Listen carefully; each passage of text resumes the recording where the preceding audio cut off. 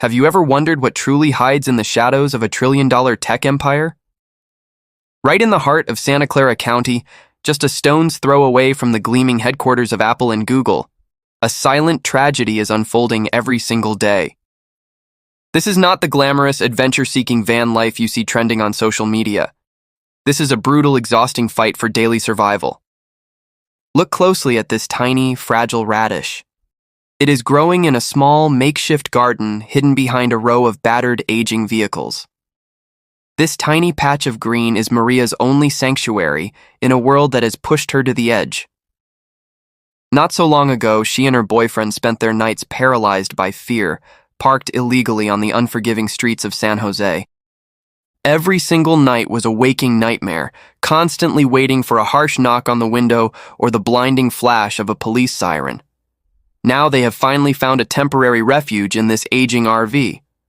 Welcome to the Beressa safe parking site. It is a rare, heavily guarded safe haven located in an area boasting 8 of America's 50 most expensive zip codes. Right now, 86 desperate families are sleeping in vehicles on this very lot, just trying to make it to tomorrow. Sarah is the remarkable woman who runs this crowded sanctuary. She carries the heavy emotional burden of managing this crisis because she truly understands their pain.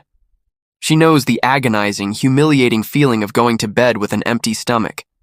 She remembers exactly what it is like to survive without a warm shower or a locked door to keep the danger out, because she, too, was once completely homeless on these very streets. Every single day, her phone rings constantly without a break.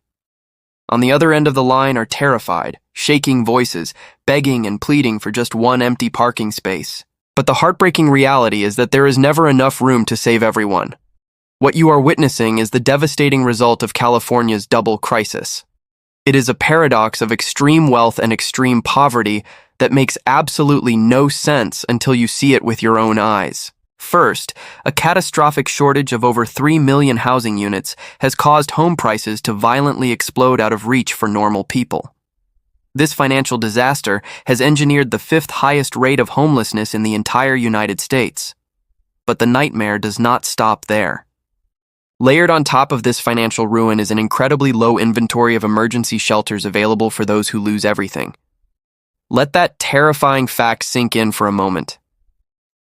If you lose your home in California, you are more likely to end up sleeping on the cold, hard pavement than in almost any other state. The data is absolutely staggering and impossible to ignore. Since the pandemic began, the number of individuals forced to sleep in their vehicles has more than doubled. It skyrocketed from 18% in 2019 to a horrifying 37% in 2025. This specific RV lot opened just a year ago, yet its waitlist is already endlessly long. It represents just one city's desperate attempt to answer a rapidly growing epidemic of vehicular homelessness. But while Maria found a safe spot, thousands of others are left completely exposed. They park their decaying RVs on city streets, praying to remain invisible. And here is the most disturbing secret of all. Many of these vulnerable people do not even own the broken-down vehicles they are living in. Instead, they are trapped in a ruthless, unregulated underground market. They are forced to rent these vehicles from a predatory group known as Vanlords. For these desperate renters, it is the only terrifying option left between a crowded communal shelter and the deadly streets. But advocates and lawmakers are sounding a massive alarm about this dark reality. This arrangement is highly exploitative and built on human suffering. There are absolutely no tenant protections, no legal leases, and no mercy. These shadow landlords can demand outrageous payments on a whim. They can threaten instant eviction, forcing vulnerable families out into the cold at any given moment. Here at Primal Methods, we are determined to pull back the curtain on this predatory industry and expose the truth. Imagine the sheer paralyzing terror of a family realizing they might lose their only shelter tonight. Sarah, the fiercely dedicated site manager, hears these horrifying confessions every single day. Vulnerable people whisper to her about ruthless Vanlords extorting them for $500 or $600 a month. And what do they get in return for that extortionate price?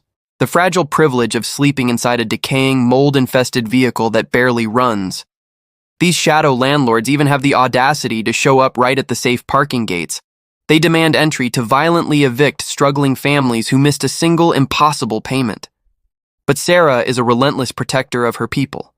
She absolutely refuses to let these exploiters step foot onto the property. Instead, she frantically alerts case managers to prioritize these threatened individuals before they lose everything they have left in this brutal world. Here at Primal Methods, we decided to dig much deeper and reach out to these elusive Vanlords. As you might expect, they prefer to hide completely in the shadows of their illicit empire. Not a single one of them dared to show their face on our cameras. They know full well that their lucrative hustle borders on illegal, inhumane exploitation. San Jose recently launched a major crackdown, officially banning the predatory rental of street-parked RVs. But the damage inflicted on these broken communities is already profound and deeply entrenched. When you rent a normal apartment, there are established laws, rigid rules, and tenant rights designed to protect you from sudden homelessness. But out here, in the wild west of RV dwelling, those basic protections simply do not exist. It is a ruthless system designed to crush the very people who are already at the absolute bottom. Meanwhile, wealthy neighborhoods are aggressively pushing back against the sprawling RV encampments, taking over their pristine streets. The city government is desperately trying to walk a nearly impossible tightrope. They must somehow balance public safety with the fundamental human right to survival. That is exactly where this government-funded safe parking site comes into play. Run by a local nonprofit, it provides a crucial glimmer of hope in an otherwise dark reality. For the lucky few like Maria, these enclosed safe sites feel like an absolute miracle. They are finally provided a secure parking space entirely for free. They receive warm dinners, fresh breakfasts, and access to clean showers and laundry facilities to wash away the grime of the streets. There is even a vibrant community garden and a tiny dog park for their beloved puppy, Bella. Most importantly, they are given the precious gift of time. They can live here as long as they need to save money and furiously search for a permanent home. In exchange, they meet weekly with dedicated caseworkers who help them transition back into traditional housing. But do not be fooled for a second. Maria's story is the rare exception, not the rule. If you travel up to a gritty industrial corner of San Francisco, the reality becomes absolutely sickening. A single parking spot in an RV park here now costs a staggering $2,500 a month. Let me repeat that horrifying fact. $2,500 just to park a vehicle on a piece of cold concrete. That massive price tag includes basic utilities, but it does not even include the RV itself. The people paying these luxury apartment prices are not wealthy tech executives or venture capitalists. They are the hardworking, invisible backbone of this towering city. They are the exhausted dock workers, the night shift janitors, and the desperate day laborers fighting tooth and nail just to survive another week. The mayor of San Francisco recently enacted strict legislation to aggressively combat RV homelessness on city streets. Frustrated locals complain bitterly about RV dwellers tapping into public utilities and leaving massive piles of debris behind.